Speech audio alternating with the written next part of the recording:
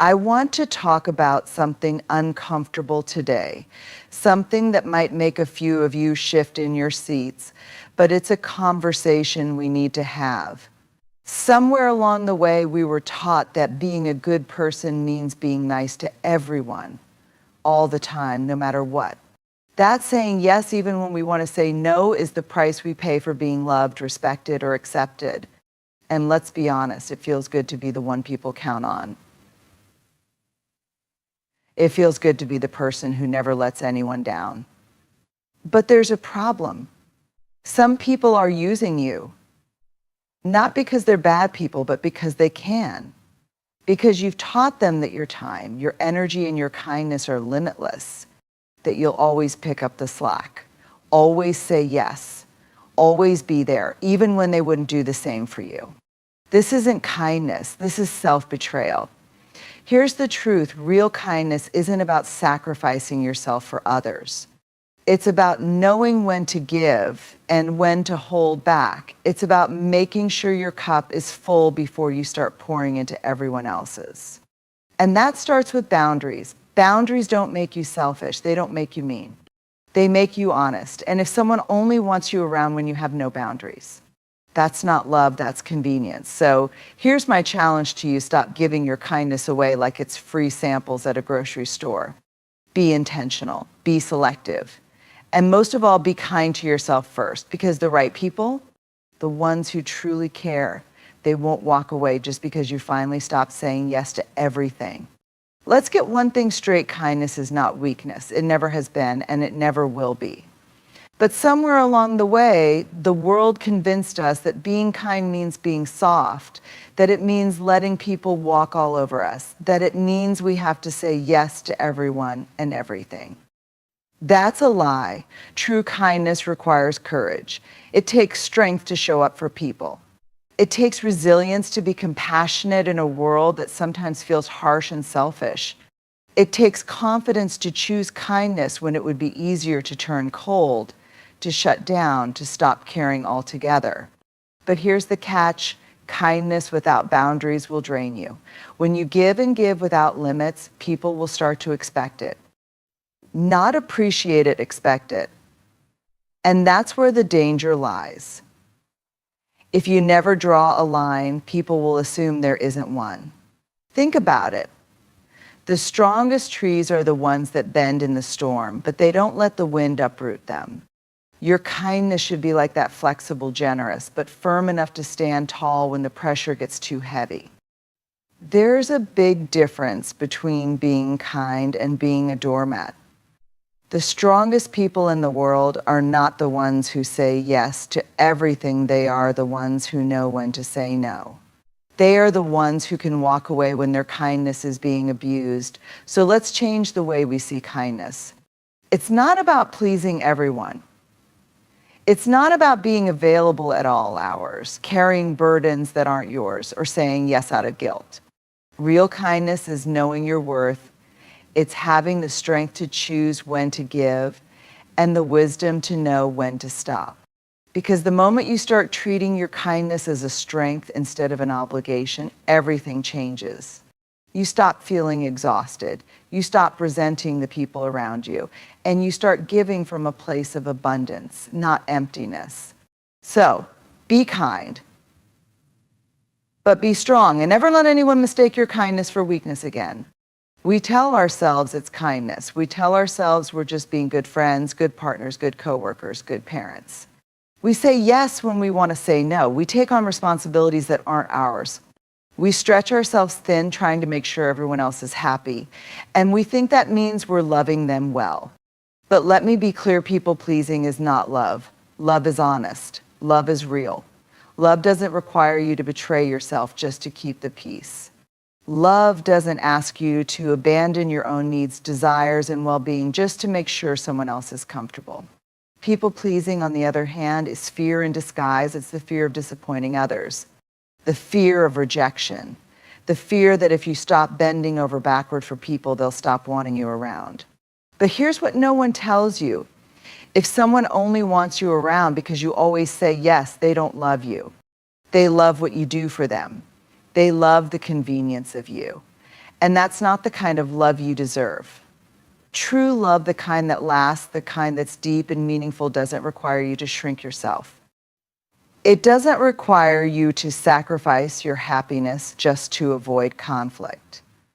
It doesn't demand that you be available 24/7, always agreeable, always accommodating. Real love, whether it's from a partner, a friend, a family member, even a coworker, respects your boundaries. It honors your voice.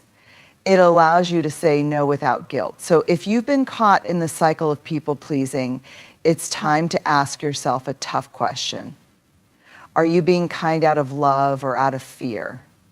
Are you giving because you want to or because you feel like you have to?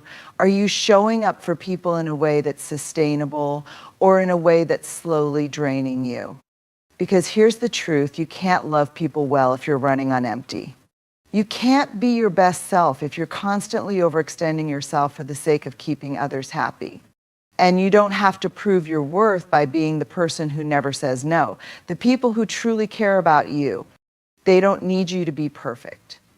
They don't need you to be everything for them all the time. They need you to be real. So stop saying yes when you mean no. Stop thinking that love is about never disappointing people. Stop believing that if you stop pleasing everyone, you'll end up alone. Because the right people, the people who actually love you, won't leave when you set boundaries. They'll respect you more for it. Let's get something straight. Your energy is valuable. Your time, your attention, your emotional labor, your kindness, these things are not unlimited resources. They are precious. And yet so many of us give them away like they don't matter. Like we have an endless supply, like everyone deserves access to us just because they ask. But the truth is, not everyone deserves your energy. Some people will take everything you have to give and still ask for more. They will drain you, not because they need to, but because they can. They will see your kindness as an opportunity, not as something to cherish. They will treat your generosity as an expectation rather than a gift. And if you're not careful, you'll wake up one day exhausted, resentful, and wondering why you feel so empty. That's why you have to learn to be selective. You have to start paying attention to where your energy is going and whether the people you're giving it to are actually pouring anything back into you. Because real relationships, friendships, partnerships, even work relationships should be a two-way street. They should feel fulfilling, not draining. So ask yourself, do the people in my life bring me peace or just problems? Do they support me? Or do they only show up when they need something? Do I feel appreciated or do I feel used? After spending time with them, do I feel energized or exhausted? Because the answers to these questions will tell you everything you need to know. You don't owe anyone unlimited access to you. You don't have to respond to every text immediately, pick up every phone call, say yes to every request, or be available every time someone wants you to be. You are allowed to protect your energy. You are allowed to prioritize yourself. You are allowed to walk away from people who take more than they give. And if someone gets upset because you start setting boundaries, that's a sign that they benefited from you not having any. The hardest lesson in life is realizing that you can love people from a distance, that you can wish them well without letting them take up space in your mind, your heart, and your time. That just because someone was once close to you doesn't mean they should always have access to you. So here's the challenge. Start treating your energy like the valuable resource it is. Spend it wisely. Give it to the people who uplift you, support you, and make your life better, not the ones who drain you, manipulate you, or make you feel like you're never doing enough.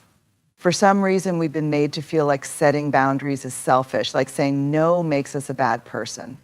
Like protecting our time, energy, and emotional well-being is something we should feel guilty about. But here's the truth, boundaries are not selfish. Boundaries are an act of self-respect. And think about it. If you had a beautiful home, You wouldn't just leave your doors wide open for anyone to walk in whenever they wanted, would you? No, you'd lock the doors, you'd set rules, you'd decide who gets to come in and how long they stay. Because your home is valuable. It's a space that deserves to be protected. Well, your mind, your heart, and your energy are no different. When you don't set boundaries, you're essentially leaving the door wide open for people to take advantage of you, to drain you, to use you without giving anything in return. And the sad part, people will do it. Not necessarily because they're bad, but because they've learned that you'll allow it. And I know why we struggle with this. We don't want to disappoint people. We don't want to seem rude or mean. We've been taught that being a good person means always being available, always saying yes, always helping, even when we're exhausted. But let me ask you this, if someone gets upset because you start setting boundaries, were they ever really respecting you in the first place? The people who genuinely care about you, who value and respect you, won't be offended when you set limits.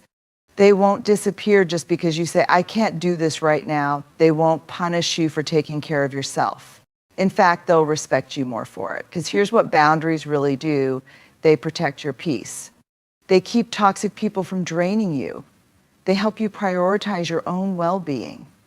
They teach people how to treat you. And most importantly, they give you the space to show up fully in the relationships that actually matter. So if you've been feeling overwhelmed, drained, or taken for granted, it's time to look at your boundaries. Are you saying yes when you really mean no? Are you letting people walk all over you just to avoid conflict? Are you giving more than you're receiving to the point where you're exhausted? If the answer is yes, then it's time to change the narrative. It's time to stop seeing boundaries as something negative and start seeing them for what they really are, a sign of self-respect. Because the more you respect yourself, the more others will respect you too. Let's be real, how many times have you said yes to something you didn't want to do? Not because you actually wanted to help, but because you felt guilty saying no. You didn't have the time, but you still agreed. You were already exhausted, but you still showed up. You knew you shouldn't take on more, but you felt bad turning someone down. Sound familiar? We've been conditioned to believe that saying no makes us selfish, that turning people down means we're not kind or caring enough. But here's the hard truth. Guilt is not a good reason to say yes. Guilt tricks you into overcommitting. Guilt is sneaky. It doesn't show up in loud, obvious ways. It whispers things like, if you don't do this, they'll be upset with you. You'll look like a bad friend if you say no. What if they stop asking you for help altogether? You don't really have an excuse to say no, so you might as well just do it. And before you know it, you're overcommitted. Your calendar is full of things you don't actually want to do. Your energy is drained. And the worst part, the people who constantly ask for your time and effort rarely feel guilty for asking. Saying yes out of guilt leads to resentment. Here's the problem with saying yes when you don't really mean it. It builds resentment. At first, it seems harmless. You convince yourself it's not a big deal. But over time, every forced yes chips away at your peace. You start feeling unappreciated. You feel taken advantage of. And suddenly, you're not just tired, you're bitter. That's because when you do things out of guilt, you're not actually giving from a place of generosity. You're giving from a place of obligation, and that's not true kindness. Not every request deserves a yes. You are allowed to consider your own needs first. You are allowed to decline requests without explaining yourself. You are allowed to prioritize your own well-being over someone else's temporary disappointment. Because here's the thing, people will survive your no. The world will not fall apart because you said, I can't do that right now. A friend will not disappear because you set a boundary. Your family will not love you less because you took care of yourself for once. The people who truly care about you will respect your no, and the ones who don't. Well, that tells you everything you need to know about how they see you. Guilt is not a signal to say, yes, it's a sign to pause the next time you feel guilt creeping in, pause. Ask yourself, do I actually want to do this? Or do I just feel obligated? Would saying yes take away from something important in my life? Am I saying yes because I feel pressured? If I say no, will I really be hurting someone or just disappointing them? Because there's a huge difference between helping out of love and helping out of guilt. One fills you up, the other drains you. You deserve to put yourself first at the end of the day. You have to remember your time, your energy, and your well-being matter just as much as anyone else's. So stop making guilt-based decisions. Start making intentional ones. And remember, you don't need to feel bad for protecting your peace. We've all been told to be kind. Since childhood, we've been taught to be polite, to share, to help others, to say yes when someone asks for a favor.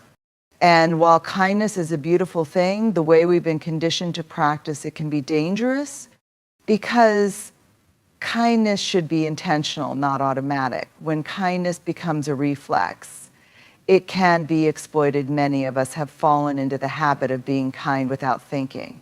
We say yes before we've even considered if we have the time, energy, or resources to follow through. We offer help before we've asked ourselves if we even want to. We jump in to fix problems that aren't ours to fix, simply because it feels like the right thing to do. And guess what? Some people notice this and they take advantage of it.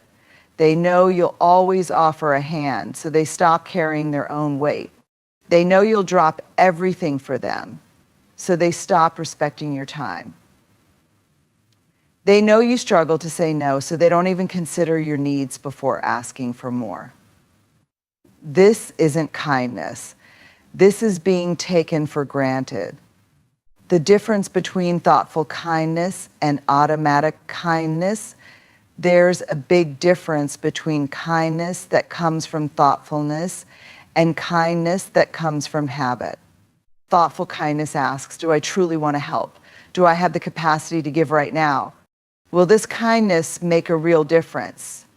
Automatic kindness skips those questions and jumps straight to action, often at your own expense. The result, you end up exhausted, stretched too thin, and sometimes even resentful. You are not obligated to be kind to everyone. Here's something you need to hear. You do not owe kindness to everyone. Yes, kindness is important. Yes, the world needs more compassion, but not everyone deserves access to your kindness. There are people who will take and never give back. There are people who will mistake your kindness for weakness. There are people who will see your generosity as an open invitation to exploit you. You do not have to keep pouring into people who never pour into you. You do not have to keep giving just because someone keeps asking. Your kindness should be a gift, not an expectation. How to make kindness intentional. So how do you break the habit of automatic kindness and start being intentional with it? Here's how. Pause before saying yes. When someone asks for your time or energy, don't answer immediately. Give yourself a moment to think, do I really want to do this? Do I have the capacity for this right now? Set boundaries around your kindness. Not every problem is yours to fix. Not every request deserves a yes. Make it clear where your limits are and stick to them. Give to those who appreciate it. Pour into the relationships that pour into you. Focus your kindness on those who respect it, not those who expect it. Let go of the guilt. Saying no does not make you a bad person. It does not make you unkind. It makes you honest about what you can and cannot give. Ask yourself, does this feel right? True kindness feels good. It doesn't leave you feeling drained or used. If your kindness is making you feel resentful, it's a sign you need to reassess where it's going. Kindness should be a choice, not a duty at the end of the day. Kindness is one of the most powerful things we can offer the world, but only when it comes from the right place. Kindness should be a choice, not an obligation. It should be something you give with joy, not something you give because you feel pressured. It should be thoughtful, not automatic, so be kind, but be intentional about it. Give where it matters, protect your energy, and remember your kindness is valuable, so make sure it's going to the right people. At the heart of it all, this isn't about being cold, selfish, or unkind. It's about choosing yourself first. For too long, you've been told that kindness means self-sacrifice, that being a good person means always saying yes, that love means pleasing others, even at your own expense. But that's not real kindness. That's not real love. And that's not a life you want to keep living. People-pleasing is not love. Real love respects boundaries. Not everyone deserves your energy. Protect your peace. Boundaries are an act of self-respect. Set them and don't apologize. Guilt is not a good reason to say yes. Make intentional choices, not fear-based ones. Kindness should be intentional, not automatic. Give when it's right, not when it's expected. Because the truth is, you can be a kind person and still say no. You can be a loving person and still have limits. You can be compassionate and still protect yourself from those who drain you. So stop feeling guilty for choosing yourself. Stop handing out your energy to people who don't value it. Stop saying yes when your heart is screaming no. Because when you start respecting your own worth, the right people, the ones who truly care about you, will respect it too. And that's the kind of life and the kind of love you actually deserve.